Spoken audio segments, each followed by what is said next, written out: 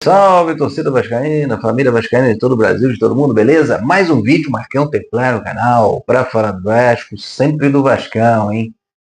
Sempre do Vascão. Bom, hoje um vídeo para a gente comentar alguma coisa sobre o fim da janela internacional, nesse 2 de setembro, né? E sobre os reforços que o Vasco acabou fechando e ficou devendo um, né? Ficou devendo um. É o que a gente vai comentar aqui também. Vamos também falar um pouco sobre o Jair e essa lesão, né? E a nossa preocupação com o retorno do Tietê, né? Obviamente, o Tietê precisa voltar para a gente manter um padrão de qualidade que está atendendo, né? Que está atendendo muito bem ao Vasco, né? Na cabeça de área. Mas antes da gente continuar, por favor, quem não está inscrito, né, se inscreva no canal, deixa um like no vídeo, ativa o sininho das notificações para os novos vídeos do Templário. Mas isso é claro, se fizer sentido para você, meu irmão. Fim da janela, né, do Vasco, na 2 de setembro, a janela internacional aí. O Vasco ainda está no mercado, mas agora só pode contratar jogadores livres, né, livres ou da Série B. Acredito, tá? Na minha opinião, que o Vasco ainda vai buscar mais um zagueiro pelo lado direito, né? Tendo em vista que Maurício Lemos e Lucas Oliveira não atenderam as expectativas, né, da comissão técnica de Diniz e da própria torcida do Vasco, né? Então acredito que o Vasco esteja assim, no mercado buscando talvez agora uma oportunidade, né? Com o fechamento da janela, agora somente oportunidades. O Vasco fechou 5 contratações, né, nessa janela. E quem está acompanhando o Templário deve ter percebido que as 5 contratações que o Vasco fez foram exatamente as contratações que o Templário sempre falou aqui. Vamos relembrar? Né? O Templário sempre pedia um zagueiro, né? Um volante, um meia, um atacante de lado de campo e um centroavante. Isso tudo aconteceu, né? Isso tudo aconteceu. Essa é a mais pura verdade. Claro que o Vasco trouxe 2 zagueiros, né? Porque ele acabou vendendo o João Vitor e o Luiz Gustavo. Então, na conta do Templário, não teria essas 2 saídas. O Luiz Gustavo não estava nos planos, né? O João Vitor, sim. Então, acabou tendo uma reposição. Mas acabou fechando o que a gente sempre falou aqui no canal, né? Mas ficou assim um sentimento de faltou algo. Eu acho que talvez mais um zagueiro para a gente fechar a conta e torcer pelo bom trabalho da comissão técnica, torcer pelos jogadores, pelo desenvolvimento dos jogadores com a camisa do Vasco, para que a gente continue nessa escalada, igual a gente também já vem falando aqui, que o jogo contra o Sport foi um divisor de águas, né?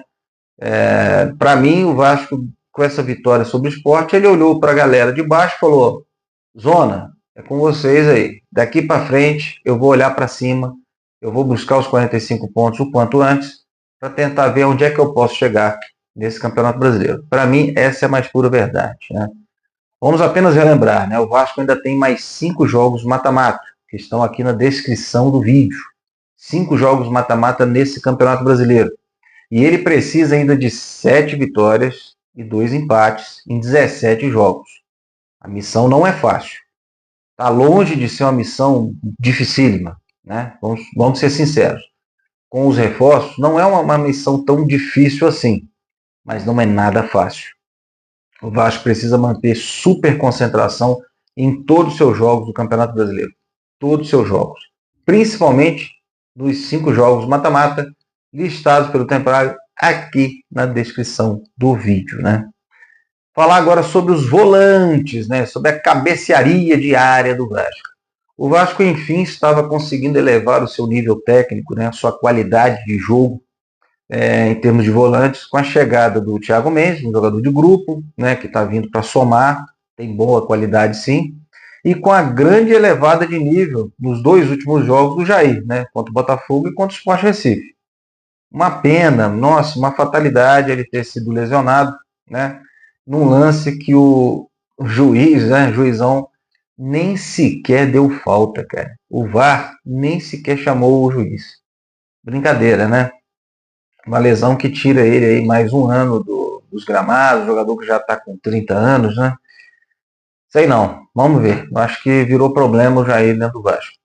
mas perdemos o jogador que vivia o seu melhor momento com a camisa do Vasco. E o Tietê, como a gente já vem falando aqui, né, é o melhor jogador volante do Vasco da Gama. Então agora, mais do que nunca, a gente precisa acompanhar esse retorno do Tietê. Seria fundamental ele voltar para esse jogo decisivo da Copa do Brasil, para junto com o Cauã Barros, que entrou muito bem, manter aquele nível de qualidade nos volantes do Vasco. Vamos aguardar, vamos continuar acompanhando sobre o Tietê. Fundamental o retorno do Tietê, né?